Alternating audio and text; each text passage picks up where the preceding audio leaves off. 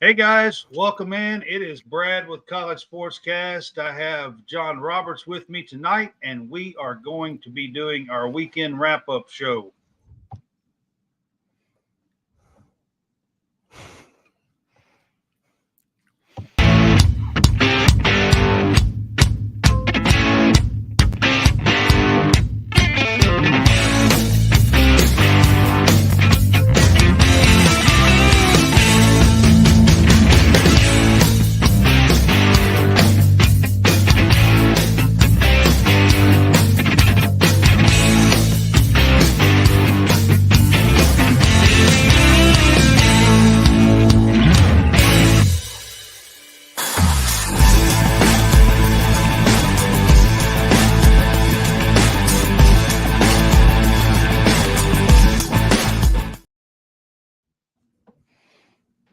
Okay, I had the wrong one up, so I had the game day pick 'em on. It should have been the weekend wrap up show, but oh well, we make mistakes around here sometimes. It happens.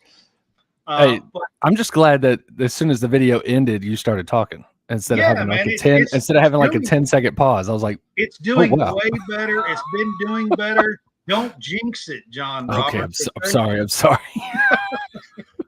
because it's been doing a lot better lately. John Roberts hasn't been on with me for a while. So, how was Christmas and the holidays and everything with your fam? Christmas was pretty awesome. I think everybody got what they wanted, uh, and I mean, it was great spending time with the family and everything. So Yep. everything was good. So, we haven't actually been on together since Christmas. It's The before, right? last he's on with me on Sundays. The last 2 weeks, the college football playoffs have been on Monday night, and I didn't want to do the weekend wrap up show before the college football playoffs, so we've kind of combined them and done it on Tuesday. So John hasn't been on with me for a little while. And anyways, Happy New Year and to you, and hope everything is good with you, your family, and everybody. I see you're all decked out in your Green Bay uh, gear today. You got your toboggan on and stuff. Of course, Also have a we are both Packer fans. got a There shirt you on. go. We're both Packer fans, so I like to see your Green Bay stuff on. They are going to be playing here pretty quick, so um, I'm I'm really excited. I know that Dallas is probably the better team, Mm. but for Green Bay to trade Aaron Rodgers, insert Jordan Love, and lose some players that they have had over the years and still be in the playoffs is a pretty good season for them. Be in the playoffs with the start that they had this season. Yeah, is a pretty That's good season for them. So whatever happens today, I will be happy with Green Bay. I would love to knock the Cowboys out of the playoffs. It that would would be be funny. it That would would be be funny. so much fun. That would be funny. I It would may laugh not so happen, hard. but I got to start with that because you're wearing the Green Bay stuff. So, but it's good to be on. It's good to have you guys with us. So we're here to do our weekend wrap up show. Of course, we are part of homefieldapparel.com. It's going to be on the bottom of the screen. He is wearing his Auburn hoodie there from Homefield Apparel. Go to homefieldapparel.com. If you are a first time buyer from them, you can use our code CSCast. It'll give you a 15% discount. They have really cool retro logos, mascots, throwback teams. There's over 180 teams to choose from. Right now, this week, there is some brand new Michigan Championship 2023 national champion stuff. So you can go there, check it out. There's some brand new gear for the Michigan Wolverines and their championship they just accomplished this past Monday in football. So you can check that out. Again, use our code CSCast for a 15% discount. All right, man. So this is our first show where we really don't have any football games to talk about. I know. College football. Now we do have some news, and I know you probably have already discussed this during the week, but of course, obviously, Alabama had their head football coach Nick Saban retire, Which was huge. Yeah. And they had put out, or at least it had been rumored that they would have somebody hired within 72 hours, and around 49 hours, they did. They had Kalen DeBoer from Washington, who was just in the national championship game last week. Right. And I've got something on him too here, but I was going to ask you real quick, since you're bringing up Saban. Yes. Okay. You're a diehard Auburn fan, alum. So one of the funniest things, it was not funny. Like, as a football fan, I hated to see Saban go. And I know that I want to ask you a different question, but for me, just as a football fan in general, I hated to see Saban go. Right.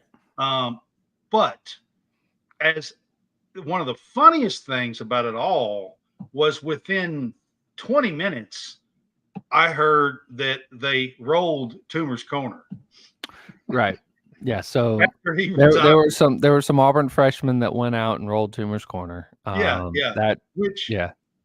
Which I mean, not that it was bad taste or nothing. I just thought it was funny. So you can look at it in a couple of different ways. One is poor taste. It just looks bad. Okay. Right. Two, they didn't roll Toomers when Mike Price, Mike Shula, and all the others when they were all fired. So you could put it into perspective that maybe it's a little bit more of respect. That it said, it's absolutely respect for Saban. Absolutely. You can do it in either of those two ways. So yeah, absolutely. But my thing to you, I wanted to ask you just on Saban itself, as a diehard Auburn fan and alum, was there any sadness for you as far as to see Saban go?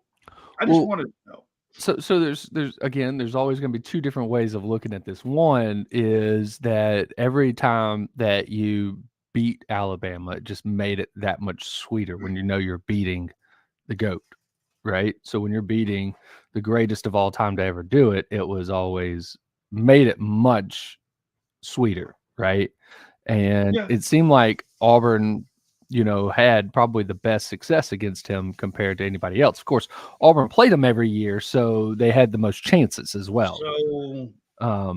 So to go with that, right? Saban only lost 29 games as a head coach of Alabama. Okay, total. 29 games. Yep. There were two teams, only two guys that he lost more than 2 games to the entire time he was there. Correct. Auburn and LSU, he lost 5 times apiece to. Yeah. That's the only. There was everybody else is 2 or less. Right. He lost to Auburn 5 times, and he lost to LSU 5 times. Right, and his LSU losses were 07, right? 07, 10 was probably the second one. 11 during the regular season. Of course, they got their revenge during the national championship game. 19 would have been 4, and then not the 2023, but the 2022 season was the 5th one against LSU, if I can recall those correctly. Corey says that Washington has their new coach, Jed Fish. I know that they were going after him. I haven't heard it's official, but maybe he doesn't know. And I'm assuming Grubbs went with DeBoer as far as the offensive coordinator. I mean, he's been with him everywhere else. So. Well, the thing about it is that it seems like half of Alabama's staff, like Alabama's offensive coordinator and one of their defensive coaches, went to Georgia. So you had Tommy Robert, Reese. I got to disagree with you there, man. Just so you know. Tommy Reese went to Georgia, and then T-Rob went to Georgia. So, and they may be taking some players with them when they go. So, Yeah. So to kind of finish up about Saban, then we'll move on to like Kalen DeBoer as well. But right. in order to finish up about Saban, I myself was a little bit surprised by this. Not that he was old enough and he was going to be retiring. I was expecting that. Right. But he was at 292 wins. Right. And as competitive and driven that Saban has always been, I have to say I really, really thought that he would coach at least one more year and get to 300. Yeah, because he'd guaranteed to get 8 wins next year. I mean, and that would get him over 300. I was honestly like all year long. I had heard some stuff here and there, that he might blah blah blah, but I was looking at the numbers all year, and I'm just going to be honest with you. I was almost convinced that there was no way that Nick Saban, the guy that goes after everything that means something to him, was going to give up the chance to get to 300 wins. How many coaches, you probably know the answer to this, how many coaches have 300 wins in the history of college football? 300, and they still have 300 in the record books, or 300 and then a bunch of them got stripped away. Right. There's some that's been stripped away. Yeah. So, Bowden had over 300. He had Joe Pa had over 300. Of course, they got stripped away. Right. I don't think Bear had 300. I think he was in. So. I think he was like 270s, maybe. Yeah, something like that. So yeah, and I think that's the end of the list, is it not? Right. And I it was just shocking to me. I seriously thought that he would stay in this game long enough to get to 300. He's 292. He needed 8 wins. Like it really. I'm not even a Bama fan, and it hurts my soul.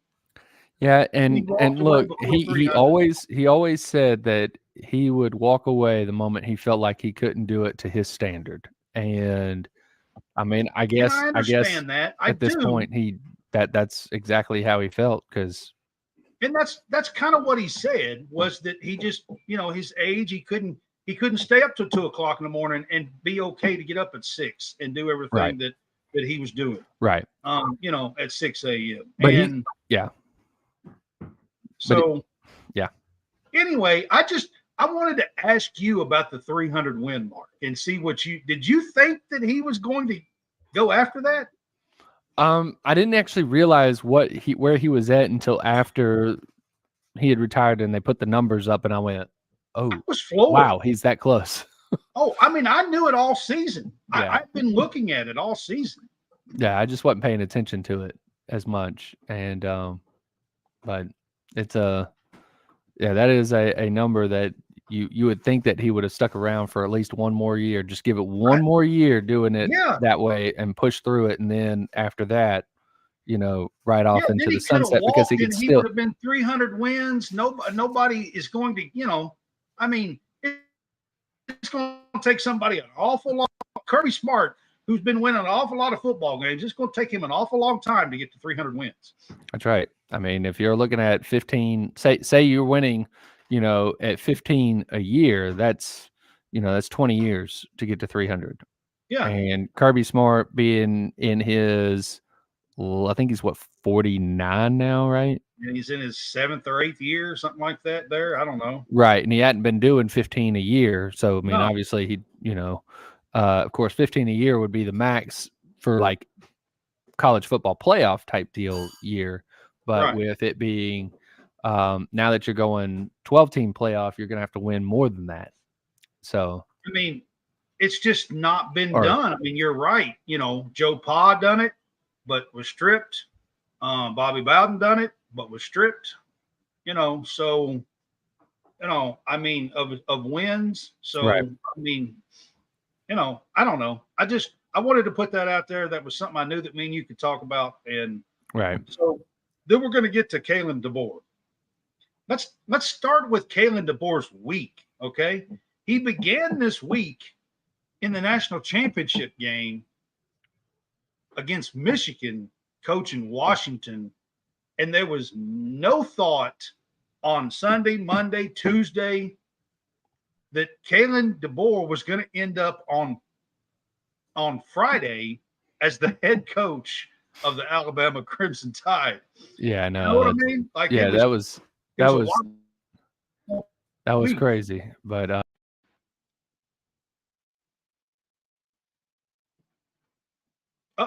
I guess we lost John. I'm not sure if something happened. Maybe he'd come back in. But Kalen DeBoer's week was wild. There he is. Sorry, what happened? I think I did something. I think that was me. Okay. That may have been me. I don't know. But I just wanted to start out with Kalen DeBoer's week. I mean, just what a wild, crazy week for him alone. But for anybody, a fan, media, anybody, I don't think anybody would have thought in their head on Monday or Tuesday that, hey, in 48 hours, he's going to be the head coach of Alabama. Right. Yeah, that was something that I don't think anybody was really expecting. Here, I think the name we here in Birmingham, I think we got to that name. I think it was probably 5th or 6th on people's lists. I don't know if that really meant that he was actually 5th or 6th, because I mean they're coming out and they're saying that the only person that they ever actually offered the job to was Kalen DeBoer. The only person they actually ever talked to was Kalen DeBoer. I don't and it would make sense with this expedience that they were going to. Now all these other coaches I think were putting up these videos and stuff like that, like, no, I'm good, or I'm a duck for life, or there was hook 'em horns and stuff like that. There was some talk of Dan Lanning, and right. I think Dan Lanning probably, if he would have had interest, I think Alabama would have talked to him for sure. Right, but I think the money machine of Nike basically kept him in check before he even had a shot to even talk to Alabama. I'm gonna be honest with you, and I know that this is probably not. This is my opinion. This is probably not a hot opinion across the nation, but I would have been terribly surprised if it really would have been Sark from Texas. That is not somebody I would have.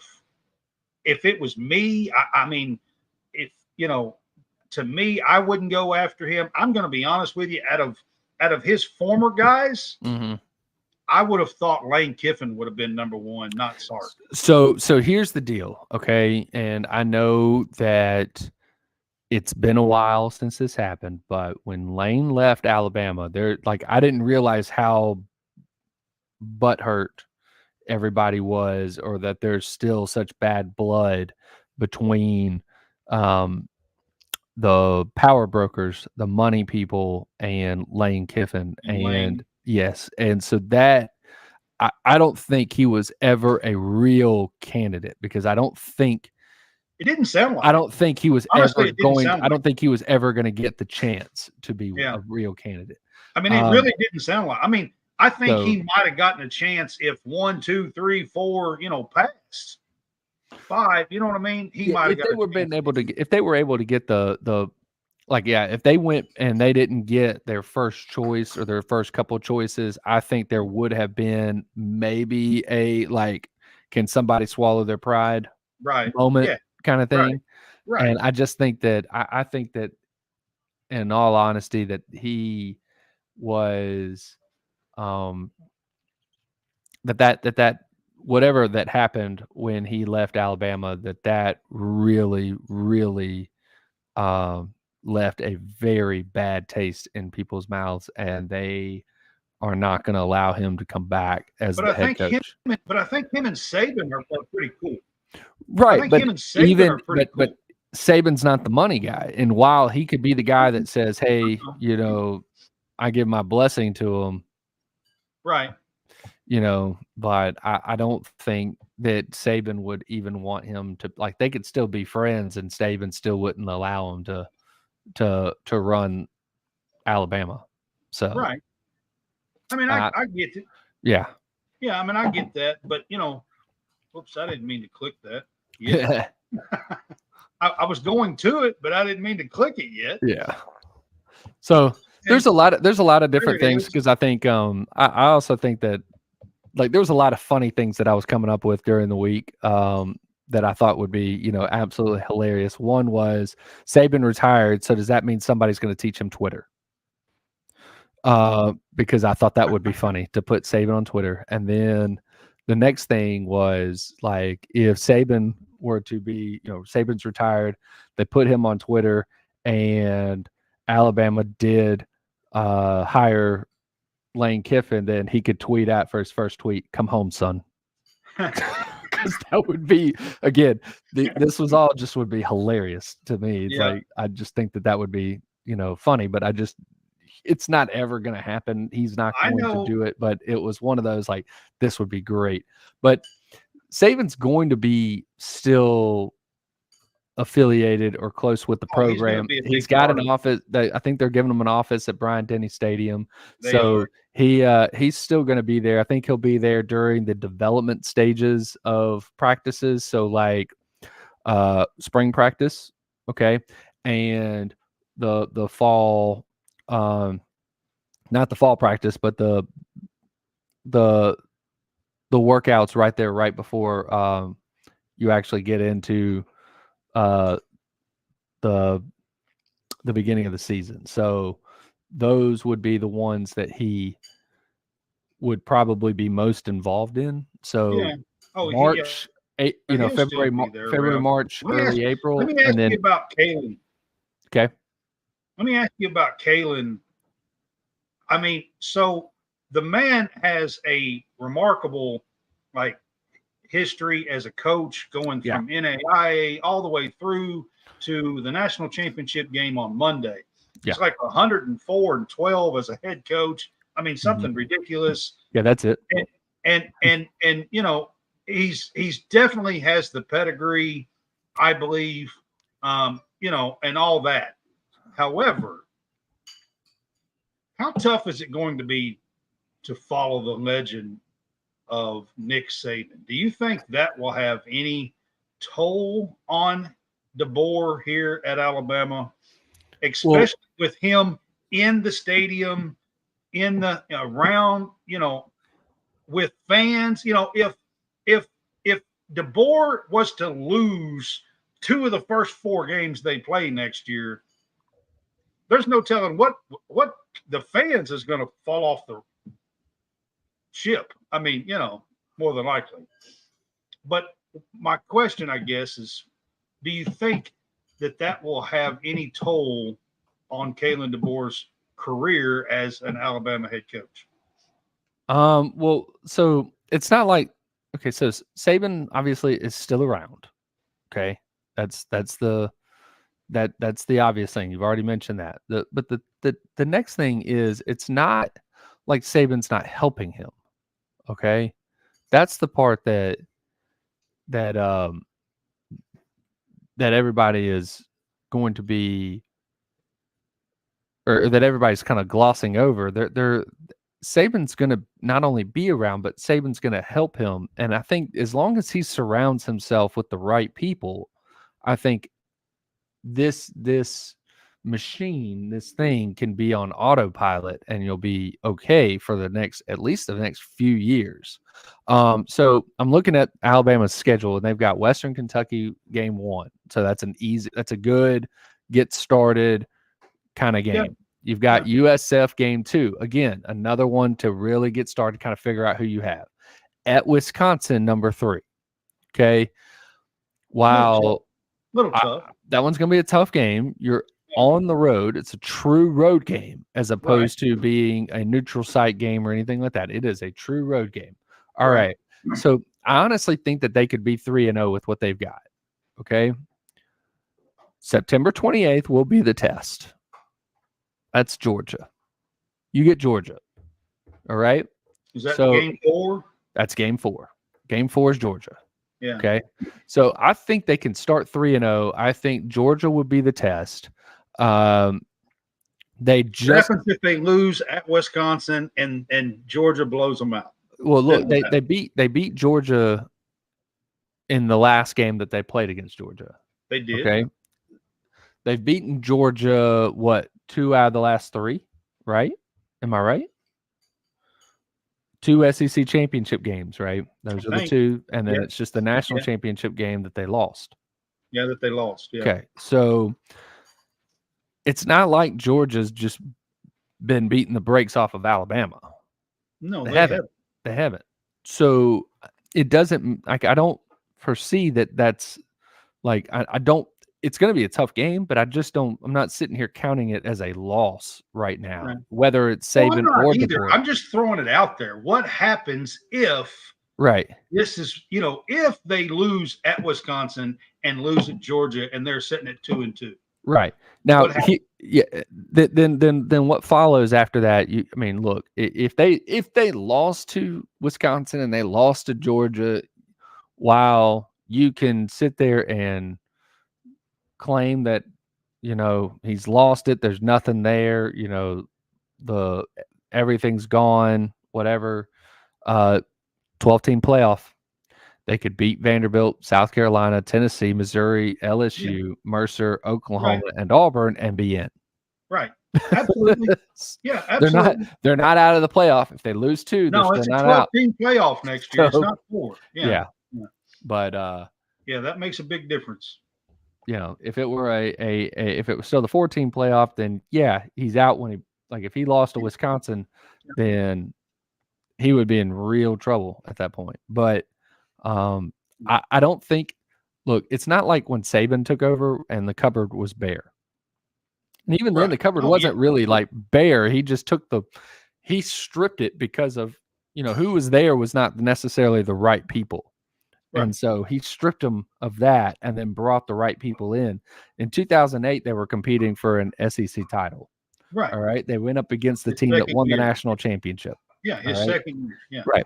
His third year in 2009, they went and defeated that team in the SEC title and then went and won the national championship. Right. Absolutely. So, I agree with you.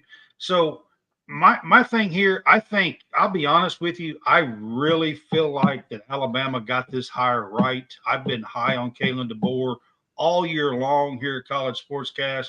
I've been pushing Washington and talking about Washington. I said Washington would go undefeated. I said Washington would win the Pac-12. I said Washington would make the college football playoff. Hey, but Washington did lose because of the same reason why I kept doubting Washington. Well, eventually in the championship game. Eventually it happened. Yeah, in the championship game. Right. But right here, I've been high on Kalen DeBoer. I actually just wanted to say that I really do feel like that Alabama got this hire right. I think so too. I think Kalen DeBoer is an excellent, excellent coach. I think he will carry on what Saban has built. However, it's going to be hard to match everything that Saban done. I mean, Saban's never lost more than 2 games a year since. Maybe one time. There's 3. 2010, he lost 3. Okay. Now, look, 2007. Everybody does overlook that, and that for rightfully so. That team wasn't good at all, and they weren't. Not everybody bought in. So we know 2007. So we can throw 2007 out where they went. I think 7-6. They went 6-6 in the regular season, won the bowl game. I think that's what it was. But 2010 was one of their more talented teams that lost 3 games because they lost to LSU, South Carolina, and Auburn. Those were the three games that they lost in that season. 2011 and 12, I believe they lost LSU in 11 during the regular season, and then they lost to, who did they lose to in 12? They lost to somebody in 12 because they didn't go undefeated. and it wasn't. I can't remember. Yeah. I'll have to look at the stuff to look it up. Either way, they lost to somebody Be in honest, 12. but Because they only went undefeated in 2009 and 2020. I don't think they went undefeated in 12. But yeah, I mean, as far as these, I'm just saying. So every 3 years, Saban never went longer than 3 years without winning a national championship. until this time. This was 3 years exactly. Yeah. I'm saying he never went long. He retired before, but I mean, you know what I mean? Like, so he never went longer than 3 years. I mean, yes, this was the 3rd year here, but you know, I'm saying with Kalen DeBoer, that's going to be a pretty hard. You know, if he's there 15 years, that's going to be kind of hard to match. You know, to make sure that you win a title every 2 or 3 years. I mean, yeah, no. I don't think that's actually going to happen because I mean, look, in a Alabama won their 6 national titles over a span of 12 years. Yeah, which was unheard of. Which is nuts. It's not that's not going to happen. You're not going to win. You're not going to win that many titles in that short of time. Can hold DeBoer to that kind of mark is what I'm saying. You know what I mean? Yeah. You know, but I do think that he has the pedigree that, you know, that he might be able to win 2 or 3 titles in the next 15 years. You know. Yeah, look, he can get up there and win that, and especially with a bunch of people or a bunch of teams that are going to be entered into the fray going into, you know, with the 12-team playoff. That you're looking at the. It's going to be tougher because you got more games to win. You know, because you got a 12-team playoff. That's right. So you know the game's changing a little bit. So you know, I'm just saying, you know, his standard. If you're holding him to 6 titles in 12 years, I think you're going to be disappointed. I mean, I don't think Kirby can do that. So, yeah, you know. So I mean, I'm just being honest. I don't think Kirby can do that, and Kirby's got 2 of them right now. Right. And if you just start where the first one started, then he's not going to be able to. He's got 3 more years to win. Or not 3 more years. He's got 9 more years to win 4 more. 4 more. Yeah. And I don't think he can do it. Yeah. So, all right. We'll move on, go to some college sports news. So, Michigan, of course, won the national championship. Today, their QB McCarthy and their running back Corum both declared for the NFL draft. So, I want to put that out that they both declared for the draft. Harbaugh is, according to sources, scheduled to meet with the Chargers, according to sources. Yeah, I mean that's the spot where everybody is expecting the landing spot is the Chargers for Harbaugh. I'm not really 100% sure what the deal is with that one, but I know that one's the one that everybody's expecting. But there are several other jobs that are open. I mean, I think the Raiders job, the Falcons job. Washington, I heard, might want to interview him. Did Tennessee didn't hire a coach, did they? They haven't hired anybody. Okay, yet. And then I think the Panthers are one as well. So I think the only one that I know of that I've heard has hired a coach is the Patriots, right? Right? Okay. Yes, the Patriots hired Jared Mayo. Okay. Yeah. So which was surprising. I was shocked that they didn't go after Vrabel. Yeah, Mike Vrabel. Yeah, that's one. I mean, honestly, I was shocked they didn't try to get Vrabel, to be honest. I mean, he's No, that was the one that everybody was pointing to. So I'm still pushing for Kirby Smart to be the Falcons coach. I really do. I really want him to be the Falcons coach, a lot. Yeah, like, I bet you are. That's my number one thing to do is to make sure that Kirby gets the Falcons job. He doesn't even have to move. He honestly can stay wherever he is because, I mean, look, the training facility for the Falcons is about 45 minutes from Athens, okay? Right. And then about 30 minutes south of that is where the Mercedes Dome is. He only has to get there, once a week, right, to be at the Dome, right, once a week. Yeah. So he doesn't really have to, that drive And even then, he could be escorted. He could be coming from somewhere else. Hell, he could take a helicopter Falcon's over there. job could be the death, a wish death or whatever. Well, whatever. It could be a death wish. It's fine. But I really look, that would, if that happened, let's just go ahead and put that out there. Let's just say that Kirby does make the jump to the NFL. And let's just go ahead and assume that Harbaugh's made the jump to the NFL too, because that right there is already more of an assumption than Kirby. Okay. Yeah, I think Harbaugh is maybe likely. You realize that puts the last 4 national championship coaches not coaching college football. Coach O's already out, the 19 one. Well, he would be the 4th coach because you wouldn't have Harbaugh, Saban, or Kirby. That would be the other. That would be 4 right there. Yeah. The last national championship winning head coach would be Dabo Swinney. Yep. So, and I believe that was what the 19 or 18 season. So Kirby Smart. All right. Just since you brought him up just a second ago, I saw something today, and I was like, wow, that's amazing stat. There are currently no active college coaches who has beaten Kirby since 2018. Who has beaten Kirby since 2018? Yeah, because, I mean, the only ones that have beaten Kirby were Saban, right? And then who beat Kirby? Who else has beaten Kirby? Because you said since when? What I seen, I didn't look it up, and I don't know if this is true. What was the year? What I seen was that there were no active coaches who has beaten Kirby Smart since 2018. Okay, who are all the coaches like that 19, 20, 21, and 22? He won the titles, and 23. And they got beat in. They were in the SEC championship against Orgeron, right? It was them that lost. Yes, which would have been okay. He lost to them, right? Which he's not active, right? Of course. Yeah, but who beat him in 18? I wonder. Well, now I don't know if they meant 18. I think 18 is when he did get beat. That's what I'm saying. Who beat him in 18? That's what I don't know. I'd have to look it up. Yeah, look it up because I was busy. I was doing other stuff, and I didn't have a chance to look it up.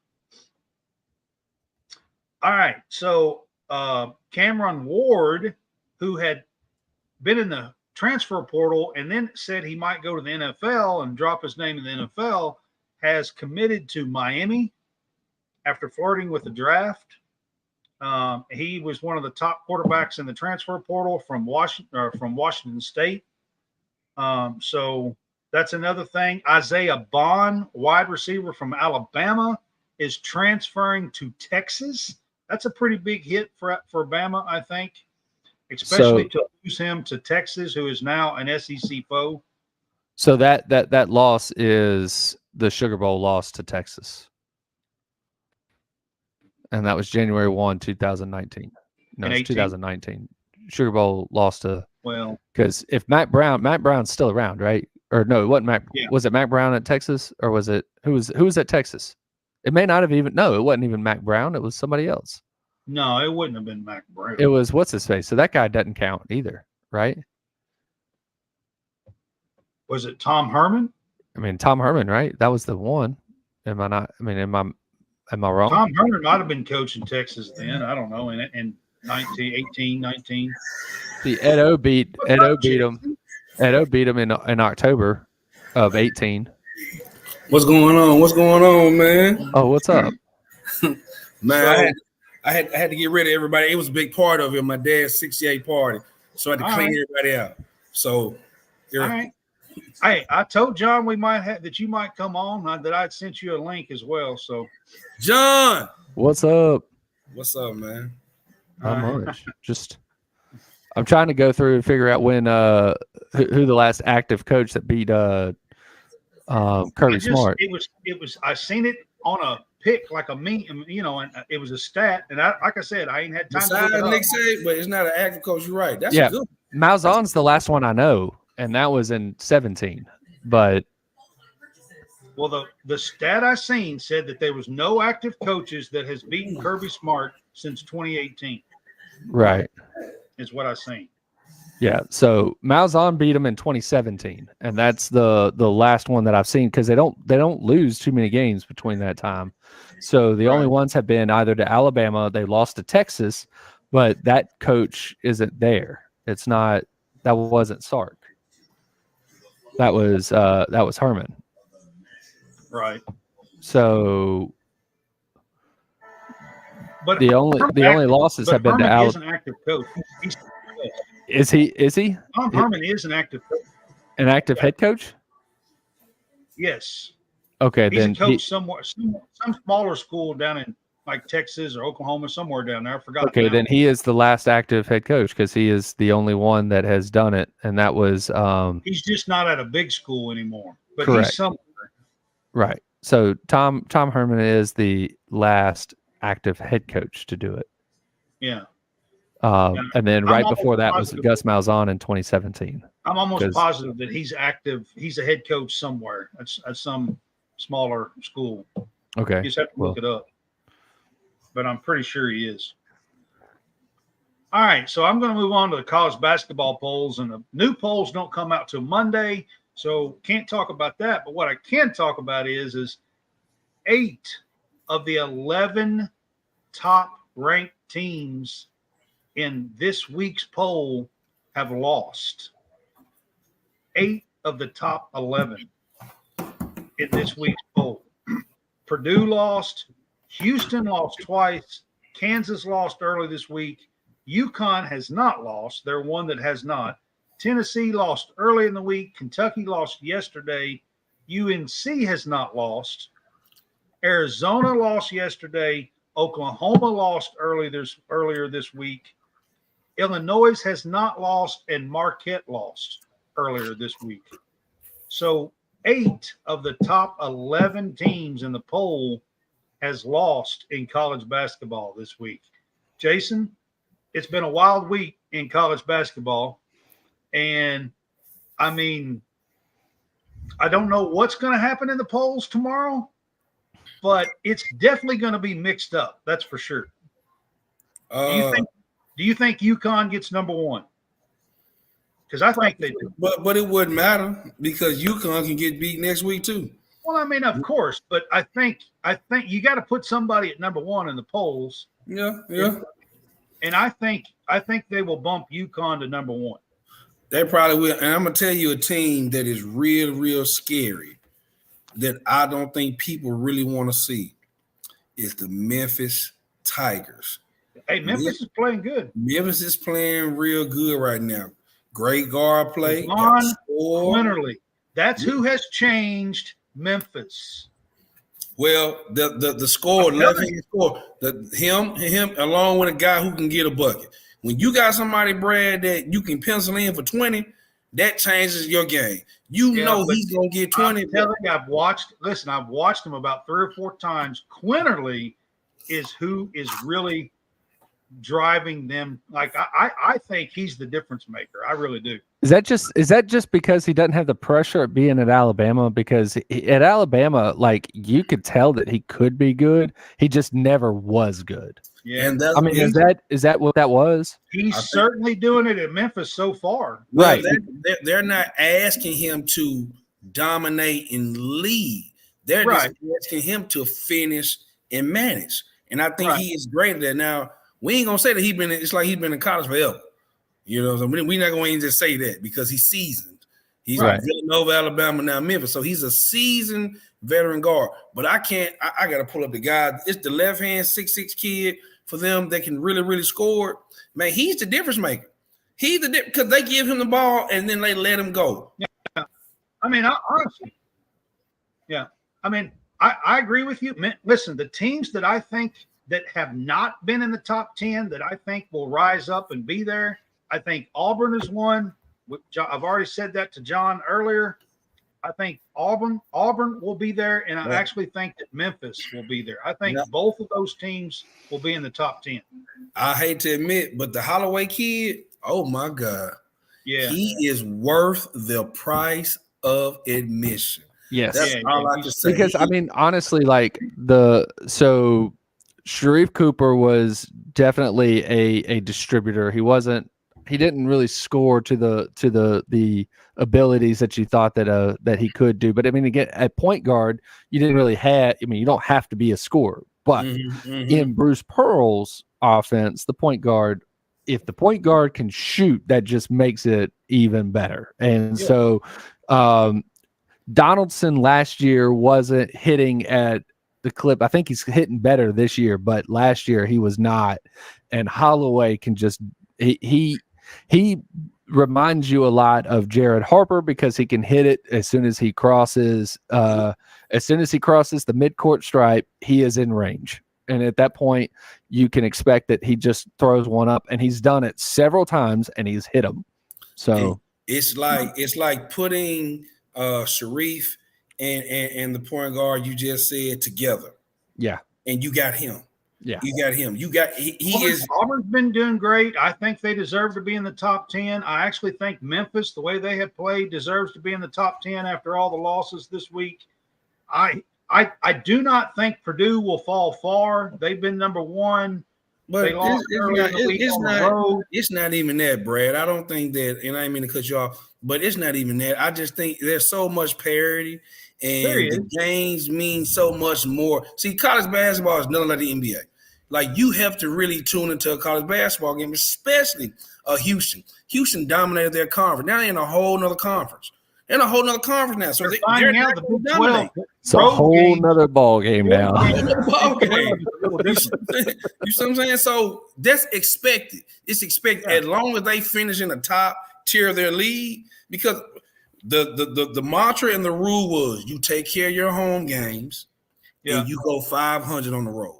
Right. You're never gonna go undefeated on the road. If you go undefeated on the road, you don't need to be on that. You don't need to be in that conference. Kind of like sometimes when Gonzaga was the top ahead until St. Mary's started catching and stuff like that. So it's just like, man, it's hard. It's hard to win on the road in any environment, unless you're a dominant football team. I will say that football teams travel on the road. Yes. Yep. And I agree. That's So we're going to move on to our college basketball scoreboard. I'll start. We picked games on Friday night. I'm going to start with basically the top 25 games from yesterday. And so Tennessee come back late and beat Georgia at home. Georgia actually had a 4-point lead with about 3 minutes to go in this game, and Tennessee come back and won 85-79. North Carolina demolished Syracuse 103-67. Wisconsin won at home over Northwestern 71-63. Creighton snuck out a home win 66-65 over St. John's. Kansas beat Oklahoma by 12, 78-66 at home. Texas A&M beat Kentucky in an overtime 97-92 at home. New Mexico, that was one that we talked about. And John Hammonds picked San Diego State. I picked New Mexico at the pit, and New Mexico won. It's a very tough environment.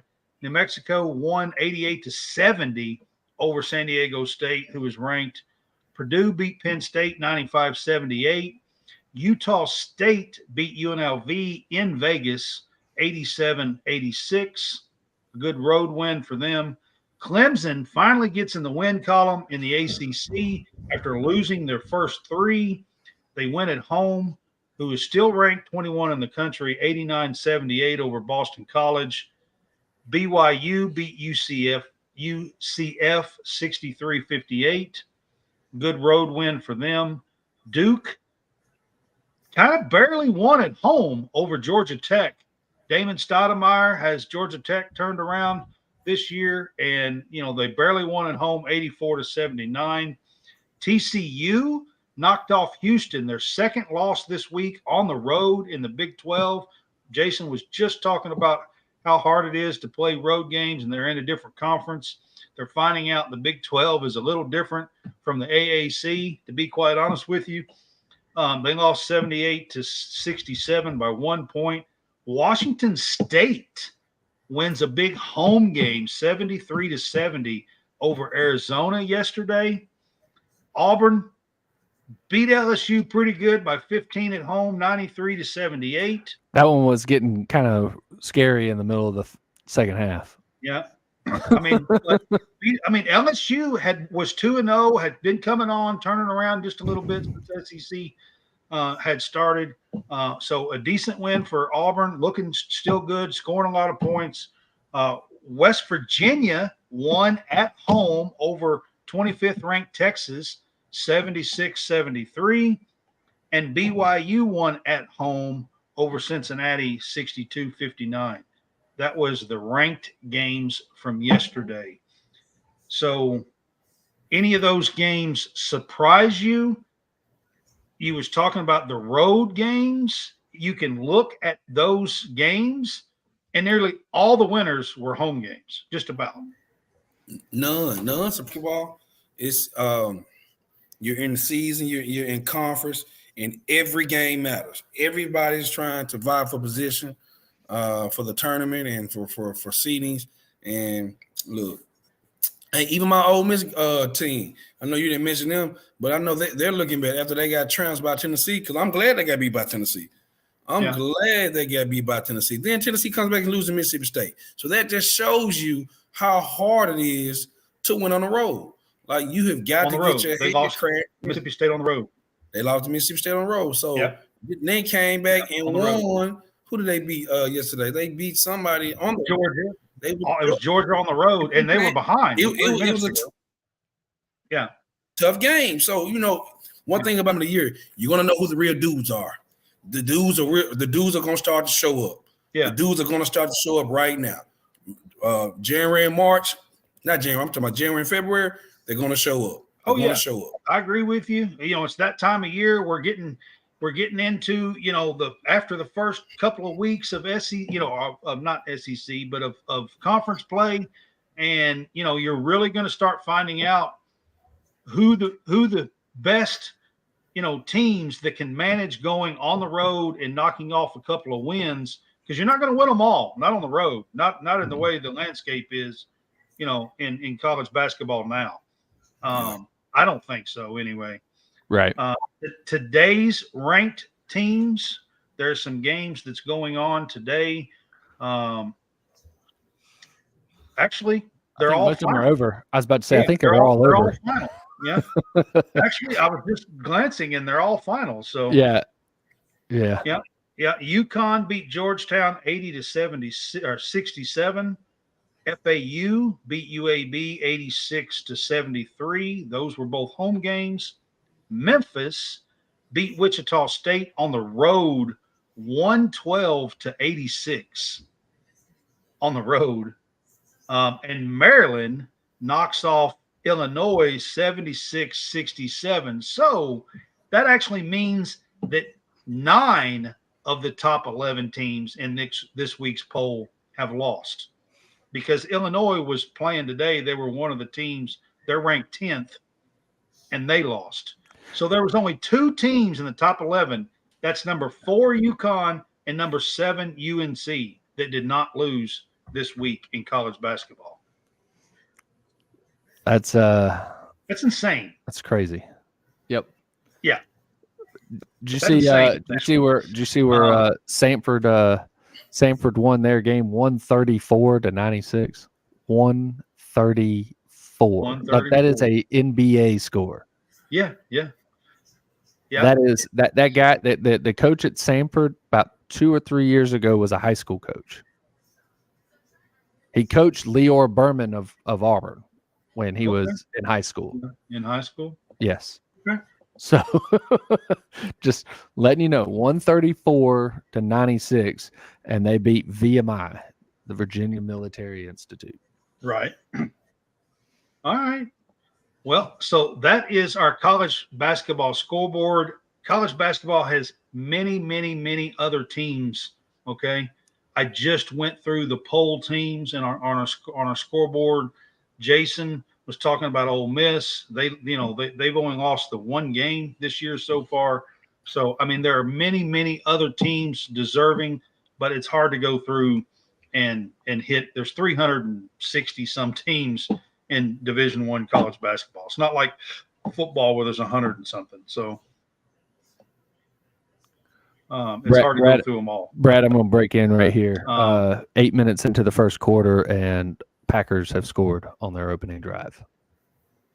Go Pack. It is 7-0. Dallas just got the ball back with 7 minutes and 3 seconds to go in the first quarter. I'm telling you, whatever happens, I will be okay. Because with Jordan Love, I told you earlier. But, man, if we could knock Dallas off in Dallas, that would be nothing sweeter than that. Oh, so you're a Packers fan. You a Packers fan. Oh, I'm a diehard Packers fan. He's got Packers on already. Yeah. Oh, my goodness. Okay. Yeah. We're Packers fans. I thought that was Steelers, John. I thought that was Steelers. No. That's a Packers fan. Oh, yeah. Man, look, the Packers been playing well. I know it was a sidebar, but Packers have been playing well the second half of the season. Yeah, they opened the season up 2-5, and then after that they've played a lot better. I believe Jordan Love, that they said on the screen here, has the highest passer rating since week 12. So over the last 5-6 weeks, he's got the highest passer QB rating. So yeah. All right, so I'm going to get to something that we always do here. And this is something that we have a little fun with. Me and John always have a little fun with this. Jason, you can hop in with this time. I think you've done it with me on Tuesdays. So we do something called The Good, the Bad, the Ugly. Of course, it's take off the movie, but we talk about college sports, what has gone on each week. So for this past week in college sports, what is your good, John Roberts? The good is going to be, I believe that Alabama's hire was a good hire. And so I'm going with Kalen DeBoer was a good hire at Alabama. I think that he is actually going to be a great coach there. Look, everybody's going to look at his lack of recruiting in the South. I think he'll surround himself with everybody. I think he is, from what I've heard from several of the people that have met him and gotten to talk to him, that he is just a genuinely good person to be around, and that guy can win over just about anybody just talking to him. So I think that right there will work out, and I think that he brings his offensive coordinator over.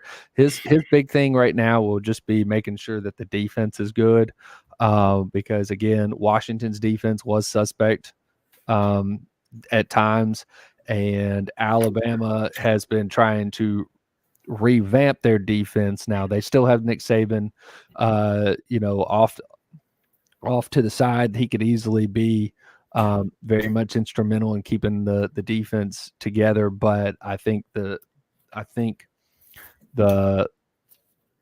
an overall, I think the hire was a good hire. So. All right, Jason, this past week in college sports, it can be football, basketball, whatever you want to talk about. What is your good for this past week in college sports? College sports, I would say the good, even though he took it, I totally agree with what John said. I think the good was that's a good question. The question, that was it. That's the one. The question is the good for the college sports. That was a good one. I would say in college sports, what's good that a lot of teams are losing early. Just shows the parity of college basketball. I think that's a good thing because there's no dominant teams. See, I'm on the opposite end, dude. But okay, that's what I'm saying. To me, that's good. That just shows that there's parity throughout the college game, and each and every night it's a dogfight. I like that. I can actually watch it. It's hard for me to even watch a game. Any sports event, it's hard for me to watch unless it really, really means something. And people are playing like the NFL playoffs, college basketball, the conference. Now games really, really matter. They're really, really matter. Now your season or your career can be over in a matter of 2 months. So that's the good. My good is got to be, and I can't believe neither one of you mentioned, the good's got to be Michigan, right? In the past week. I mean, I mean, Michigan wins the 2023 national championship, college football. Harbaugh finally gets over the hump. He beats Alabama, beats Saban in what turned out to be his last game to do it. Yeah, but that game didn't happen last week. That happened the week before. The Saban game didn't. No, but the championship game did. Yeah, you're right. That was in this past week. So well, to piggyback, it's kind of like I knew what was going to happen. That didn't surprise me. Yeah, the game didn't surprise me. Didn't surprise me that the way they didn't say it was a surprise. I mean, it's just they won the championship, so that's. But I told you how I felt about that, though, Brad. That's got to be a good for Michigan to win a national championship. So I told you how I felt about that one. There's one in my room. I told you how I felt about that one. For me, that's what I'm going to go with. Gotcha. John, what's your bad? Let's see. What is the bad? Arkansas basketball. Yeah, that's pretty bad. And you could say this for a number of weeks in a row, but that's bad. I haven't been on since obviously Auburn went to Bud Walton Arena and absolutely trashed them. But then Arkansas, again, on the road, it's a little different, but they got destroyed by Florida at home. Yes. Or sorry, they were on the road at Florida. But Arkansas basketball, I've known to always be a team that was always I don't know what's going on. In the hunt, they were always a team that was really good, and you didn't want to play them in their arena, definitely. And they have been the last 3 or 4 years too with Musselman, and all of a sudden they just fell apart. I don't know, but I'm going with Arkansas basketball is the bad. Okay, right now. That's a good one. That's a good one for sure. Listen. Jason, what do you think? What's bad? Let me chime in since I'm in Arkansas and I'm from the state. You are? Yeah. I'm from the state and I hear, and it's funny he says that because I'm in so many group chats personally on the phone, and they've been totally dry the entire year. I'm going to take another step back. Arkansas athletics from football to basketball. Both were bad. I'm waiting they to. Have been. They both been. Jury's out on baseball, but let's take a look at that too. Yeah. See, track will always do well. Then baseball, who knows, softball, and then volleyball. But here's the thing, and I'm gonna reiterate. I'm getting my bad. He has been a portal killer and a 5-star recruiter. Right? He didn't get any of those. He only got a couple guys in the transfer portal, and then the people he signed, he's not even playing them. And so now you're trying to depend on people who were already in a conference below the SEC, trying to step up and play one-on-one basketball in the SEC. That's not really going to work, especially this year. You don't have the 5-star recruits along with the veterans that you need. And so, listen, it's going to be a long year. And I'm going to say this. I won't be surprised if Musselman blows the coop. If he gets something, I wouldn't be surprised because it's time because now you can't get anything. Oh, I agree with you. My bad. And it was John's good that Nick Saban retired. I hated to see him retire right now. But I understand him retiring. Reggie Bush said that the NLI caught up with him. Come on, I don't caught up with him. It's an even playing field, meaning that think about what he just said, and this is coming from Reggie Bush now. Alabama has been getting away with being the big dog, taking care of people anyway. So now that everybody can do it. Man, it's a lot of parity out here. But I hated to see Nick Saban go out like this. But I think, like he said, if you're thinking about retiring, you're already retired. If you're thinking about it. So, and I even though I hate to see him go, I commend him on taking a step aside because now it's time for somebody else. Think about this. He's the only. That was going to be mine too, to be honest with you. He went out on his terms, which he went on his terms. He left without being forced out. He didn't look bad going out because here's the deal: like Joe Pa was sitting at all the big scandal came out to light, so everything was just crashing down on him. And then he had the injury during his last season where he was up in the booth the whole time. So they kept showing him in the booth, and he just looked like he didn't know what was going on.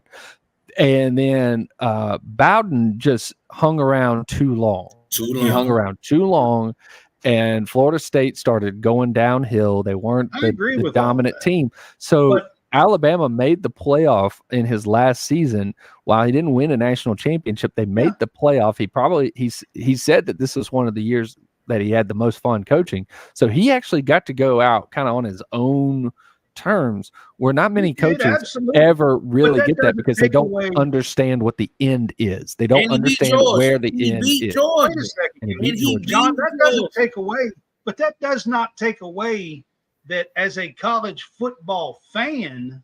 Well, look, you know what I mean? As somebody who enjoys just the lure of college football, and just, it does not take away the fact. So for me, that's exactly what I was going to pick as well. Is for me, just as a college football fan alone, I hated to see Saban retire. I hated to see him leave. Yeah. Well, yeah. I'm not saying that it was something that you're just out here celebrating and everything like that as a fan, but I'm just saying that it's next year, to know that we're going to have a whole college football season and Nick Saban's not going to be there.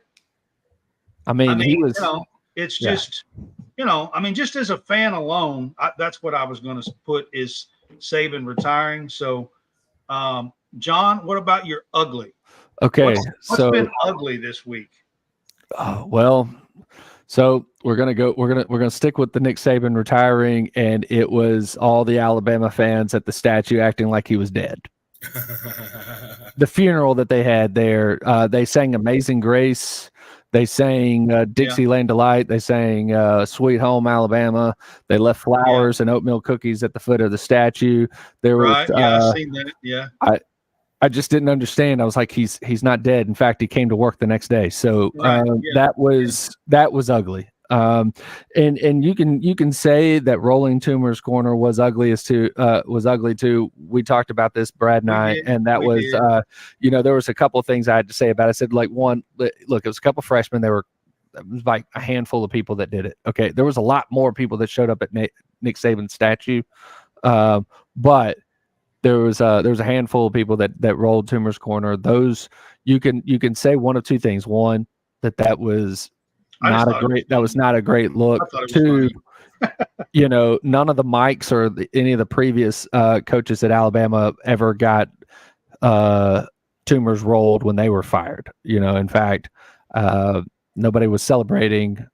So that could be a sign of respect as well, if you really want to look at it that way, that we respected Nick so much that we rolled Tumors Corner when he retired. That's a victory. So, yeah. But, that you could even put that in as your ugly if you want to. That's fine. But for me, it was just that the Alabama fans just were acting like he was dead, and I was like, he's not dead. He's still very much alive. Always going to be around the program. So yeah. What do you think, Jason? What's your ugly for college sports this week? Not just this week, but every week I miss on this show since college basketball started. Louisville basketball. Yes, I agree. Basketball. That one you cannot argue with, man. Like look, Kenny Payne. I understand what he endured his first year. I don't know. I don't even know how he got the job extra late. Couldn't bring any of his guys in. Had to settle. Brought some guys in, right? And it started to look good, but then until it didn't. You really can't even. I mean, I can't put it in words. Really. Yeah. This ugly. And I hate it for him. I would like to think that he could have got some better players out of the transfer portal to come to Louisville? Because Louisville, to me, is still a rich tradition. He got like a 4 and a 5-star guy. Of course, the 5-star guy left, but you get Sky Walker. I mean, not Sky Clark, whatever his name is. Clark. Sky Clark. I recruited him to be on my AAU team years ago. Met him and everything. I just knew we couldn't get it done, but it seemed like he's so indecisive. It's like he runs from competition, in my opinion. Because he started off a 5-star guy. Of course, he left. You know Yeah. So I agree with you. Listen, anything to do with Louisville and Kenny Payne, what's going on there is absolutely ugly. You could say that every single week here on. I mean, you could say it every week. No doubt. No doubt. Absolutely. My ugly, and I'm going to turn this around, Jason. You actually put this as your good. My ugly is there are 9 ranked teams that lost in 1 week out of the top 11 in college football or college basketball this week. I just, like, for me, that's ugly. That's ugly basketball. Like, I don't understand how, I mean, yes, you can have some weeks where, 3 or 4 of them lose and you're kind of moving up and down. But when 9 out of 11, like 85% of your top ranked teams are losing, that is a huge, huge hit, I think. Yeah. And for me, that's pretty ugly. So I'm gonna throw it out at that. So it looks like John has to run, but to be honest with you, I'm getting close. Yeah, well. I could tell, but I was just giving you the heads up, giving you the forewarning. Yeah. So So if you need to head on off, we can, and then I'll close up the show. It's fine. All right. Hey, just for everybody that's out there, Brad does write for Greenville Sports Media, so check him out over there. I've actually started writing a few things myself. John has as well. Yeah, and I'll be picking more up once baseball season really gets going, when it goes with that. But I think that I'm doing some coverage of women's Kentucky basketball now. Yep. And I just wrote an article today on it, and I went to the game on Thursday. John is going to be covering some Auburn baseball when the baseball season starts. Correct. So I mean, I can cover most of it from my house, but there'll be some that I'll actually be in person for. So I think that would be cool. That you'll be in person for. Yeah. Yep. So we are picking up some steam. It's all through Greenville Sports Media, and we appreciate everything that we have landed through them. So, John, have a good one. I'll see you next Sunday. All right. See you. All right, man. All right, so now it's just me and Jason. I'm almost done. We're gonna kind of wrap this up. We're gonna kind of look at the week ahead. So ranked games that are on the schedule for this week right now. Of course, the new poll comes out on Monday, comes out tomorrow. But Marquette plays Villanova in Marquette on Monday night. That should be a good game to watch. Purdue plays Indiana in Bloomington this week. This is a game they lost last year in Bloomington. They beat Eaton last year. Florida and Tennessee play on Tuesday night. Baylor goes to Kansas State. Kansas plays at Oklahoma State, but Oklahoma State's really not that great of a team this year, I don't think. I'm trying to pick out. Iowa State goes to BYU for the first time since they're Big 12 partners. Georgia Tech, who I said played Duke really well, and that's where Damon Stoudemire is going to Clemson. So they'll be there on Tuesday night. Utah State goes to the Pit. I was just talking about New Mexico earlier, and they have to play Tuesday night in the Pit. New Mexico is 14-3. Jamal Mashburn Jr. is there. Rick Pitino's son is the head coach out there. A guy by the name of House. Check him out. He's a great player out there. That's on Tuesday night. Wednesday night, you have Creighton versus UConn UConn. That's going to be a good one. Mississippi State goes to Rupp to play Kentucky.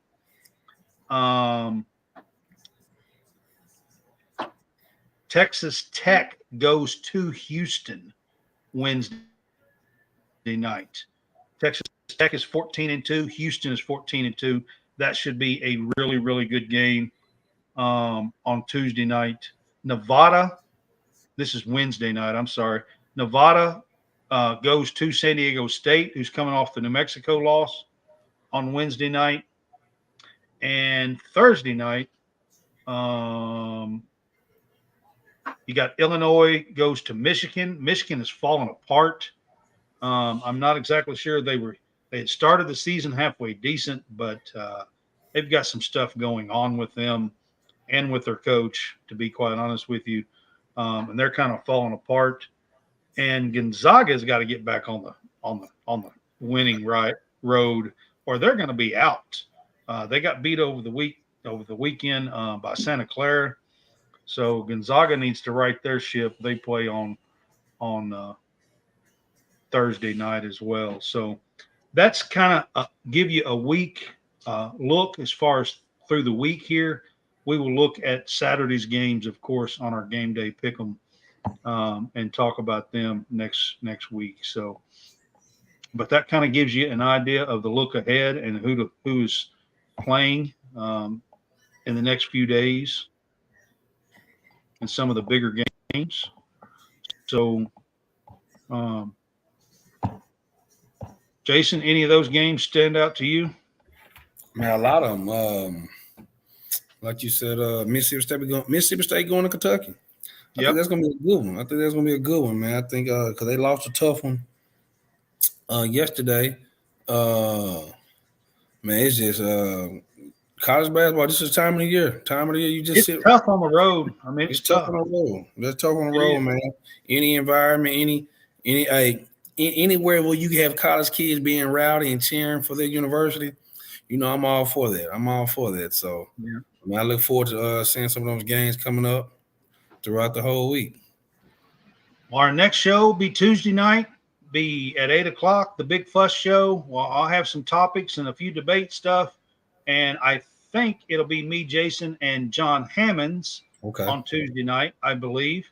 And I'll have a few topics, and we'll try to have a few debates and have a little bit of fun on Tuesday night. That's called the Big Fuss Show. That's kind of our news and debate show, and we try to have a little fun on that one. So we'll do that on Tuesday night. So that'll be at 8 p.m. Central Time on Tuesday night. The last thing I want to mention here is Robert Rhodes earlier had asked me about Liam Cohen. Yes, there's some news coming out that Chicago Bears want to interview him, and there's a possibility that he might be interviewed for the Ohio State OC job. He's only been here 1 year again. He left after 1 year last time. He came here this time and kind of made some promises, to be honest with you, to the fans and everybody, to the team and everything, that he would be here longer than 1 year. And now it looks like he's taken some interviews. Do I think he's going to leave? Was Robert's question. I think there's a possibility, yes. I mean, if he's taking interviews, I think there's absolutely a possibility that he's going to leave again. If he does, listen, Kentucky's paying him. I don't want to hear nobody say that they're going to have to pony up or they're going to have to open the checkbook up. I don't want to hear nobody say that. He is a top 10 this coming year in 2024. He is a top 10 paid offensive coordinator in the country already. And we're Kentucky football. We're not Alabama. We're not Ohio State. He's top 10 in the country. He is set to make $1.75 million from Kentucky as an offensive coordinator next year. So if that's not enough money to keep him at Kentucky, then so be it. We can take that money and go.